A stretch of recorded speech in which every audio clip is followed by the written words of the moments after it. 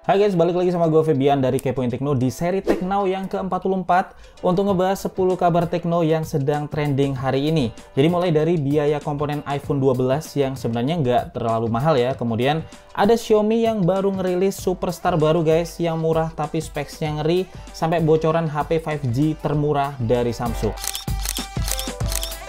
Oke, kabar pertama dari biaya produksi iPhone 12 yang ternyata aslinya nggak mahal-mahal amat ya kalau dilihat dari biaya komponennya atau bill of materialnya. Jadi setelah dibongkar dan dilihat harga per partsnya, ternyata iPhone 12 Pro ini cuman ngabisin biaya sekitar 5,7 jutaan aja guys. Sedangkan iPhone 12 ini cuman 5,2 jutaan aja. Padahal harga jual resmi dari iPhone 12 itu start di 11,3 jutaan ya, dan iPhone 12 Pro ini startnya di 14 jutaan. Itu yang di US, belum lagi yang di sini guys. Jadi kira-kira harga jualnya ya 2-3 kali dari biaya parts dan materialnya. Nah, kalau dibandingin dengan Xiaomi yang kabarnya emang cuman ambil untung maksimal di 5% ya per unitnya, keuntungan Apple emang jauh lebih besar dari itu guys. Tapi jangan heran juga karena Apple ini emang punya biaya R&D yang besar ya. Terus kemudian ada biaya support juga, karena seperti yang kalian tahu iPhone ini kan supportnya panjang ya, sampai di 5 tahun itu dapat update dan lain-lain ya. Jadi selain emang keuntungan Apple yang besar, biaya-biaya di luar dari parts dan komponen juga besar guys. Dan kabar yang kedua masih dari Apple guys, yang meminta Foxconn untuk mindahin manufaktur iPad dan MacBook ya dari China ke Vietnam. Tujuannya sebenarnya untuk meminimalisir resiko akibat adanya perang dagang antara China dan US guys. Karena tarif impor itu jadi lebih besar, terus kemudian ada juga cukup banyak batasan supply ya parts dari US ke China. Nah, kenapa ke Vietnam nggak ke Indonesia? Kalian bisa tulis di kolom komentar pendapat kalian guys. Dan lanjut ke kabar yang ketiga, Xiaomi baru aja ngumumin 3 smartphone dan sebuah smartwatch yang murah tapi ngeri ya dari sisi specs. Pertama ada Redmi Note 9 Pro 5G yang harganya ini start di 3,4 jutaan aja, tetapi udah pakai 5G, kemudian pakai layar LCD 120 Hz, Corning Gorilla Glass 5 depan belakang guys, dan dia udah pakai kamera utama 108 megapiksel besutan Samsung. Nah, HP ini juga udah ada NFC-nya, kemudian pakai baterai besar dan juga support 33 watt fast charging guys. Dan chipsetnya dia pakai Snapdragon 750G serta ada varian RAM 6128 sampai 8256 GB. Dan dengan berbagai fitur itu guys, 3,4 jutaan ya masih sangat murah ya. Tinggal ngelihat aja nanti real experience-nya kayak gimana. Selain versi yang tertinggi, ada juga versi lain yang dirilis yaitu Redmi Note 9 5G yang harganya start di 2,8 jutaan dengan MediaTek Dimensity 800U. Terus kemudian kameranya 48 megapiksel, baterainya 5000 mAh dan support 18 watt fast charging guys. Serta ada varian RAM ya dari 6128 sampai 8256 GB. Dan yang terakhir ini ada Redmi Note 9 4G yang harganya paling murah, startnya cuma di 2,1 jutaan aja. Ini baterainya malah lebih besar lagi ya, sampai 6000 mAh dengan specs yang sebenarnya udah lumayan juga ya. Dia pakai Snapdragon 662, varian RAM-nya dari 4128 sampai 8256 dan kamera utama 48 megapiksel. Nah, selain 3 smartphone Xiaomi yang dirilis tadi, Xiaomi juga merilis Redmi Watch ya dengan desain kotak dan layar 1,4 inch.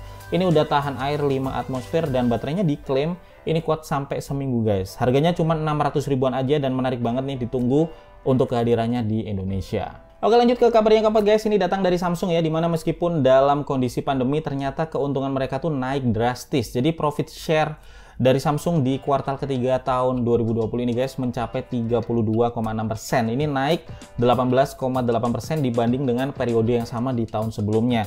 Bahkan ini merupakan rekor yang paling tinggi ya dari Samsung dalam 6 tahun terakhir. Jadi nggak semua bisnis lesu ya di masa pandemi ini. Dan untuk urusan keuntungan, Apple tetap masih yang utama guys, tentunya nomor 1 ya dengan 60,5% profit share. Tapi sebenarnya ini sedikit turun ya dibanding dengan tahun lalu guys, karena tahun lalu Apple punya profit share sampai 66,9%. Dan untuk urusan smartphone yang laku, Samsung masih di nomor 1 ya dengan 21,9% market share, disusul Huawei dengan 14,1% dan Xiaomi dengan 12,7%.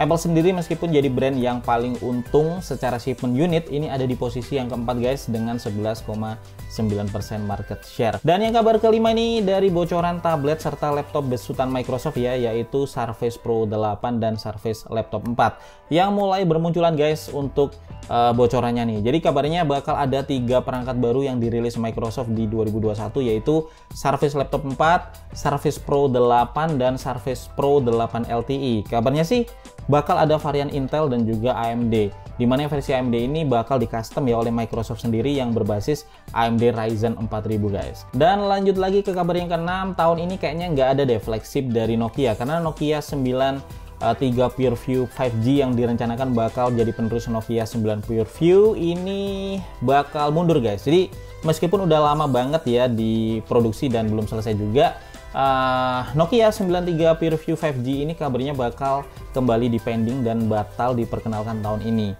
Jadi perilisan flagship HP Nokia ini diprediksi mundur sampai pertengahan tahun 2021 ya. Dan dengan mundurnya perilisan ini bisa jadi Nokia 93 PureView 5G bakal memilih untuk pakai Snapdragon 875 yang diperkenalkan akhir tahun ini guys. Sampai saat ini sih flagship Nokia jadi salah satu smartphone ya yang cukup menarik untuk ditunggu oleh penggemar Nokia, dan semoga aja begitu dirilis nanti bakal hadir juga ke Indonesia, karena udah lama juga Indonesia ini nggak kebagian seri flagship dari Nokia ini.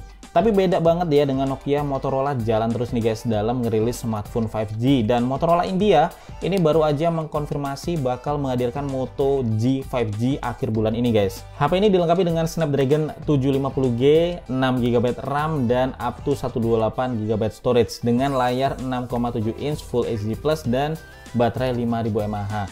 Nah, kalau dilihat dari gambar desainnya ya, dari belakang ini berasa murah banget, tapi nggak heran juga karena tagline-nya aja diklaim sebagai smartphone 5G termurah di India, dan kayaknya sih ini nggak bakal masuk resmi ya ke Indonesia, mengingat 5G juga masih jauh banget guys kayaknya dari negara kita. Dan sekarang kabar ke-8 ini datang dari Apple lagi ya, dimana mereka baru aja mematenkan teknologi Force Touch di touch bar-nya MacBook. Dan Force Touch ini sebenarnya cukup menarik guys. Pertama, ini diperkenalkan ya di Apple Watch generasi 1, dan teknologi ini bisa mengenali tingkat tekanan kita untuk memberikan action yang berbeda ya di tekanan yang berbeda juga. Nah sayangnya ini di Apple Watch udah nggak dipakai lagi, terus sempat ada juga 3D Touch di iPhone 6s ya, dan sekarang juga udah nggak dipakai lagi. Tapi di MacBook ini tetap dipakai ya di trackpadnya, dan kalau di touch bar sih kemungkinan besar bisa mengatasi ya salah-salah pencet yang cukup sering dialami oleh pengguna MacBook. Jadi biar bisa kepencetnya kalau udah ditekan gitu kali ya. Dan gue sendiri jarang banget guys pakai touch bar di MacBook, jadi mungkin bakal jarang pakai juga kalau diimplementasikan di MacBook. Dan kabar ke-9 ini ada sedikit bocoran tentang HP 5G yang paling murah dari Samsung, yang kabarnya adalah Samsung Galaxy A32 5G. Jadi seperti biasa dari render case yang emang selalu muncul ya duluan daripada launch smartphone-nya, ini terlihat Samsung Galaxy A32 5G punya 3 kamera belakang, terus ada double flashlight-nya dan layarnya Infinity U. Terlihat juga ada port Type-C dan audio jack di bawah guys. Dan belum ada detail lebih lanjut ya tentang smartphone ini, tapi sebagai smartphone 5G termurah ya, harusnya sih specs-nya bakal menengah aja dengan bodi yang berbahan plastik. Dan kabar yang terakhir guys, ini datang dari Huawei dan Honor ya, yang kini udah berpisah. Dan di pidato perpisahan ini guys, founder Huawei menyatakan bahwa Honor itu harus bisa jadi kompetitor terkuat Huawei ya, bahkan kalau bisa sih nyalip Huawei ke depannya. Dan Huawei sendiri terpaksa harus melepas Honor ini karena cukup kesulitan juga akibat sanksi dari US.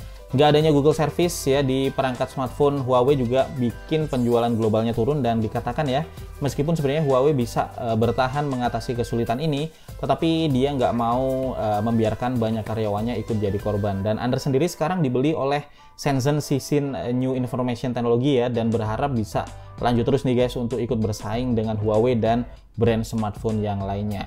Oke guys, itu dia 10 kabar trending di dunia tekno yang bisa gue bagiin hari ini guys. Kalian bisa komentarin aja dan kasih pendapat kalian tentang kabar-kabar ini. Kalau suka dengan segmen Tekno ini, kalian bisa tulis di kolom komentar biar nanti bisa gue prioritasin ya untuk rutin diupdate lagi. Gue Febian dari Kevin Tekno pamit dulu guys. Kita ketemu lagi di video tekno menarik lainnya besok.